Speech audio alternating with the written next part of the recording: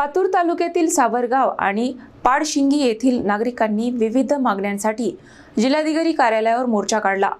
कमी दाबाच्या वीज पुरवठ्यामुळे त्रस्त झालेल्या ग्रामस्थांनी अतिरिक्त डीपी बसविण्याची मागणी करत प्रशासनाविरोधात घोषणाबाजी केली। अकोला जिल्ह्यातील पातूर तालुक्यातील सावरगाव आणि पाडशिंगी येथील ग्रामस्थांनी विविध मागण्यांसाठी जिल्हाधिकारी कार्यालयावर मोर्चा काढत प्रशासनाचे लक्ष वेधण्याचा प्रयत्न केला। अनेक दिवसांपासून कमी दाबाचा वीज पुरवठा होत असल्याने नागरिकांना मोठ्या अडचणींचा सामना करावा लागत असल्याची तक्रार ग्रामस्थांनी केली।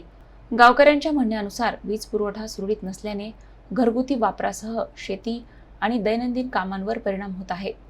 या संदर्भात वीज वितरण विभागाकडे अनेक वेळा तक्रार करूनही प्रश्न कायम असल्याचा आरोप आंदोलनकर्त्यांनी केला। मोर्चा दरम्यान ग्रामस्थांनी सावरगाव येथे अतिरिक्त 63 केव्ही क्षमतेची विद्युत डीपी बसविण्याची मागणी केली। तसेच पाडशिंगी गावातील संत सेवालाल महाराज मंदिर परिसरातून आणि गावाच्या मध्य भागातून जाणारी वीज वाहिनी स्थलांतरित करण्याची मागणी करण्यात आली।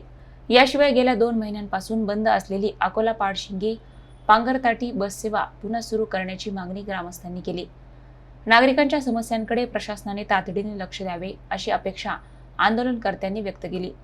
दरम्यान मोर्चा दरम्यान काही काळ घोषणाबाजी करण्यात आली। मागण्यांबाबत सकारात्मक निर्णय होईपर्यंत आंदोलन सुरू ठेवण्याचा इशाराही ग्रामस्थांनी दिला आहे।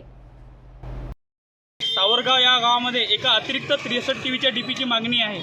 त्यानंतर आमची दुसरी प्रमुख मागणी आहे की पाडशिंगी या गावामध्ये जो लाईनचा गावातून जी गेलेली आहे तसेच संत सेवालाल महाराजांच्या मंदिरावरून गेलेली आहे ती गावाच्या बाहेरून शिफ्ट करण्यात यावी।